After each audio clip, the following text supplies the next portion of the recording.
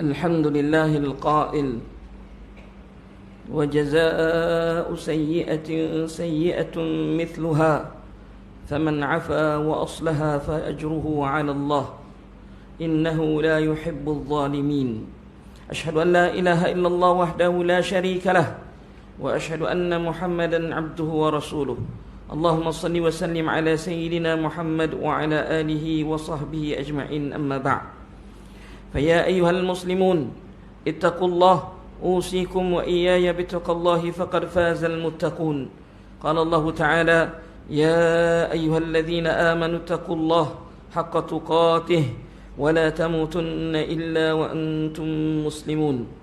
Muslimin yang dirahmati Allah sekalian, saya merayu agar kita bersama-sama meningkatkan ketakwaan kita kepada Allah Subhanahu wa taala dengan melaksanakan segala perintahnya dan meninggalkan segala larangannya.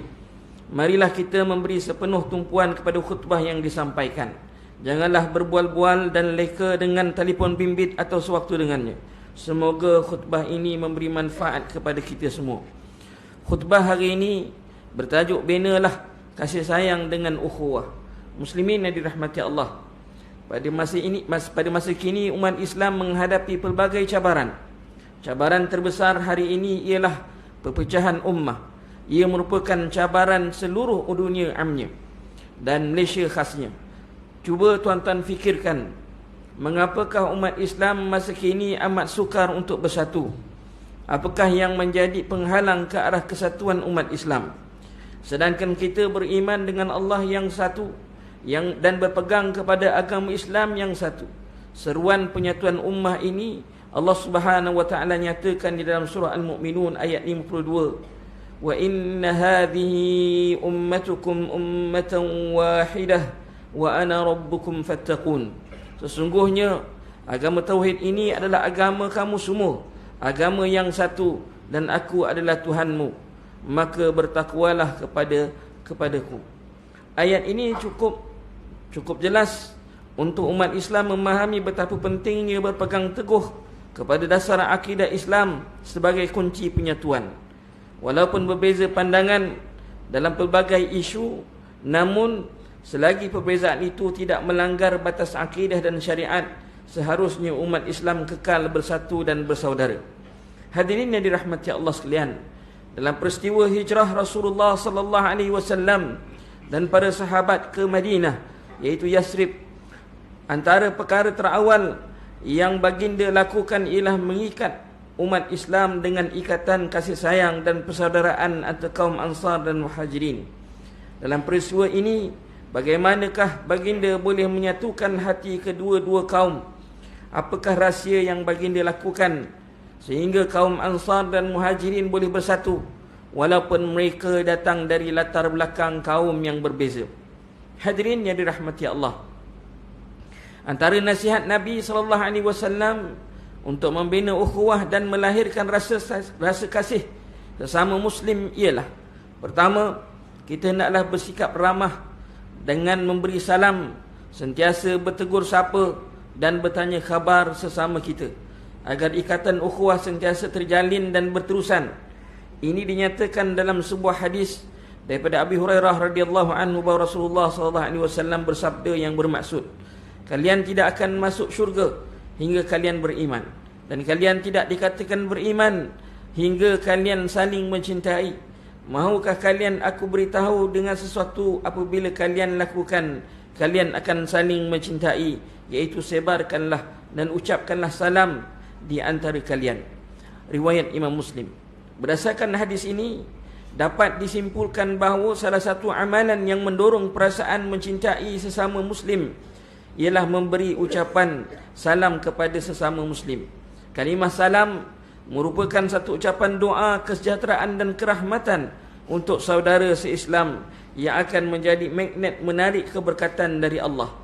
Institusi masjid dan surau boleh berperanan untuk menghidupkan budaya murni ini melalui kempen memberi salam, program ukhuwah, diskusi dan lain-lain. Yang kedua, pembinaan ukhuwah dan kasih sayang boleh dicapai apabila kita berlapang dada untuk sentiasa memaafkan saudara se-Islam kita yang lain. Kita memahami bahawa manusia tidak lari dari melakukan kesalahan, Sikap memaafkan kesalahan orang lain amat digalakkan di dalam Islam. Allah berfirman dalam surah Asy-Syura ayat 40 yang dinyatakan pada awal khutbah ini bermaksud, dan balasan sesuatu kejahatan adalah kejahatan yang setimpal.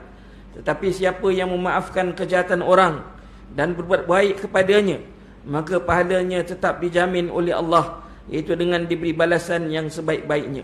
Sesungguhnya Allah tidak suka kepada orang yang berlaku zalim. Ketika peristiwa pembebasan kota Mekah, Fathu Mekah, tidak berlaku pertumpahan darah dalam kalangan orang Islam dan penduduk Mekah. Bahkan Nabi dan para sahabat menunjukkan akhlak yang mulia terhadap kaum musyrikin Mekah. Walaupun dahulu mereka pernah menyeksa dan menghina baginda sallallahu alaihi wasallam dan para sahabat radhiyallahu anhum jami'an.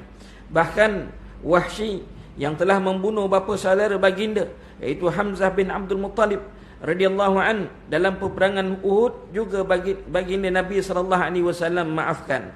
Akhlak yang begitu indah ini menyebabkan mereka memeluk Islam secara beramai-ramai. Hadirin Jumaat yang dirahmati Allah, ketiga, bersegeralah memberi pertolongan dan bantuan kepada yang memerlukan pada bila-bila masa, terutama orang yang mempunyai hubungan persaudaraan paling dekat dengan kita. Pertolongan yang kita berikan dengan penuh keikhlasan mampu menyatukan hati manusia. Bahkan Nabi SAW amat menggalakkan kita untuk menolong, meringankan beban saudara kita yang lain dalam pelbagai bentuk pertolongan, sama ada menyumbang pakaian, makanan, minuman dan lain-lain lagi.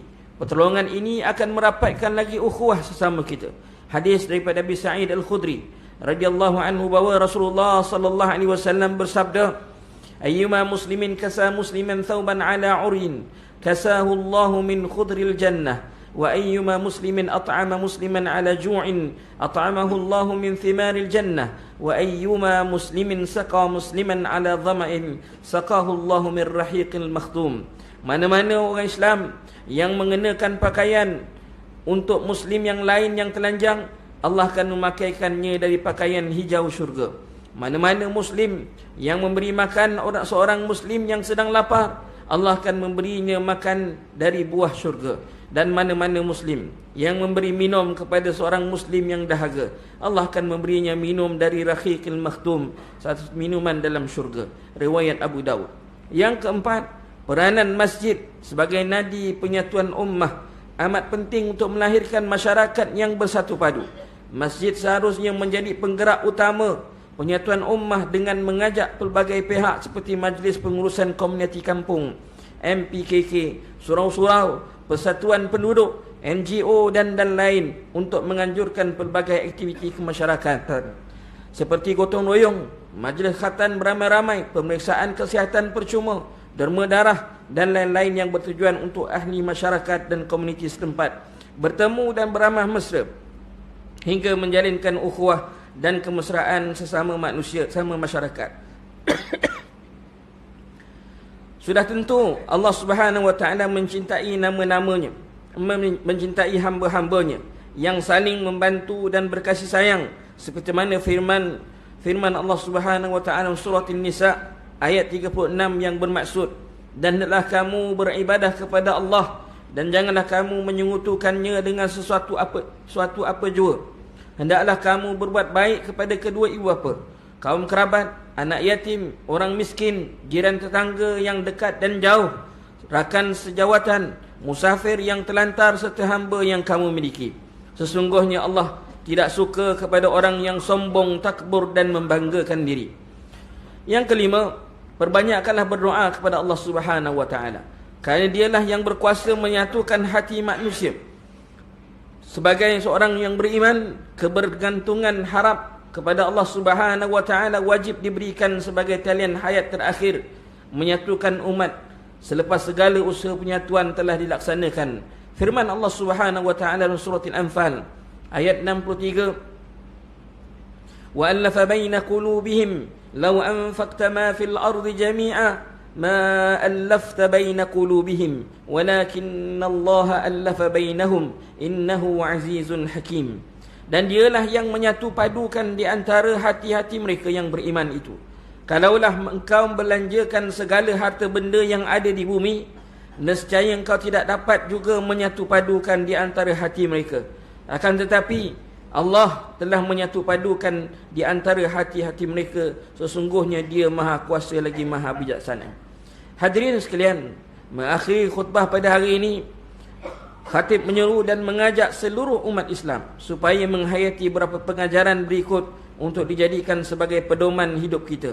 Yang pertama, umat Islam adalah bersikap ramah terhadap orang lain dengan membiasakan diri mengucap dan menjawab salam, sentiasa bertegur sapa dan bertanya khabar sesama kita agar ikatan ukhuwah sentiasa terjalin dan berterusan. Yang kedua, umat Islam adalah berlapang dada untuk sentiasa memaafkan saudara se-Islam kita yang lain yang merupakan tuntutan dalam Islam. Sesungguhnya Allah Subhanahu wa taala amat mencintai hamba-Nya yang suka memaafkan kesalahan orang lain. Yang ketiga, umat Islam adalah menjadikan masjid sebagai tempat penting untuk membina umat yang bersatu padu dan berkasih sayang sesama manusia. Yang keempat, pemimpin umat Islam adalah sentiasa menyeru kepada perpaduan, bukannya kepada api permusuhan.